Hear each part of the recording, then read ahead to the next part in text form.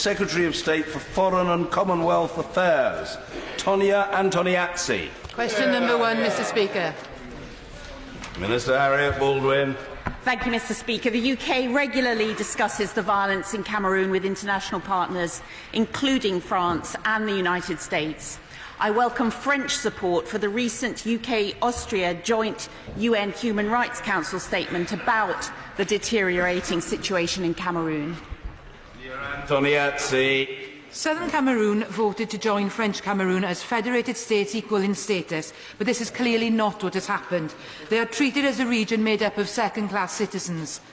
The UK has a duty to the Southern Cameroons to use all available instruments in order to find a solution to the growing crisis, a solution which takes into account the wishes of the people of the Southern Cameroon. Will the Secretary of State meet with me and a delegation of Southern Cameroons to discuss possible solutions? Well, can I start by congratulating the Honourable Lady for getting this number 1 on the order paper today, because it has been a worsening crisis and the UK has been strongly engaged with our international partners to try and find a way forward. With respect to the territorial integrity of Cameroon, of course the UK recognises the territorial integrity of Cameroon, but we also believe that where there are calls for more autonomy in the southwest and the northwest, that the government of Cameroon needs to engage in an inclusive political dialogue, because currently the violence from both sides is leading to really serious situations for civilians on the ground. Thank you, Mr. Speaker. In her discussions with US counterparts about the worrying situation in Cameroon, has the Minister been able to ask them about suggestions that have been made, that resources that they've given to help the Cameroonian government in the fight against terror, Boko Haram, may be being diverted and misused and used in attacks on some of the communities in Cameroon? Mr. Speaker, as I often find myself saying in these questions, I am happy to be accountable in terms of what the UK government has been doing. I can confirm that the UK government has extensive discussions, not only with the government of Cameroon, who, as my right honourable friend will know, are a partner with the international community in terms of the fight against Boko Haram and the Islamic State of West Africa in the north of the country. But also, of course, we have discussions with international partners about a way forward in terms of the views expressed with increasing violence by those of a separatist tendency in the southwest and northwest provinces. Alison Thewlis. Thank you much, Mr. Speaker. One of my constituents is a member of the South Cameroonian diaspora and is deeply concerned with what's going on. A recent Amnesty report noted the presence of arbitrary arrest, torture in detention and the existence of secret and illegal detention facilities in Cameroon. Does the Secretary of State agree with me that such activities are a stark violation of the Commonwealth Charter? And if so, what efforts has she made as a Minister to engage with Cameroon through the Commonwealth? Hear, hear. Hear, hear.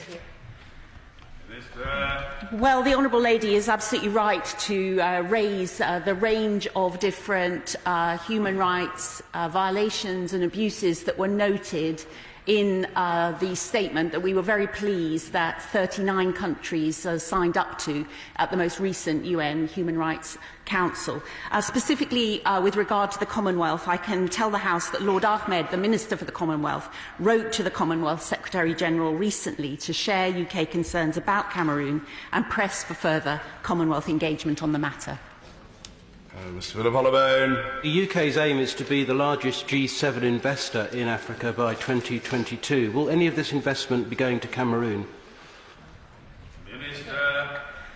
Indeed, my honourable friend states the UK's policy in terms of aiming to be an ambitious investor in terms of inward investment into African economies. And I can confirm that there are UK companies that invest in Cameroon, and certainly that is absolutely something that businesses are free to choose to do. I think in terms of the political track, though, that we are trying to engage with the government of Cameroon. I spoke to the Prime Minister there recently to encourage them to find a way forward in terms of political and inclusive dialogue that can address some of the concerns that are being raised. Michael.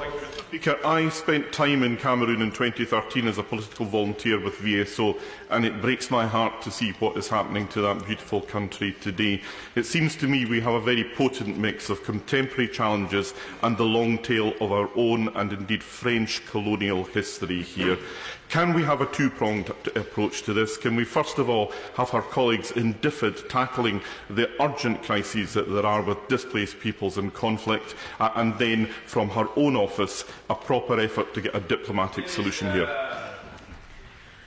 Well, the Right Honourable Gentleman is absolutely right that there is an ongoing humanitarian crisis, and earlier this year I did authorise that we would work through UNICEF to provide the immediate assistance in terms of the humanitarian needs. Over 400,000 people have been displaced in this crisis, over 30,000 have fled into Nigeria, and I can say that DFID is working in terms of programming, and we're also urging the government to allow access for humanitarian actors into all parts of Cameroon. Liz McInnes. Yeah. Thank you, Mr. Speaker. Human Rights Watch said last week, and I quote, "Government forces in Cameroon's Anglophone regions have killed scores of civilians and torched hundreds of homes over the past 6 months. So can I ask the Minister of State, how many more innocent civilians need to be slaughtered for Cameroon to be suspended by the Commonwealth?"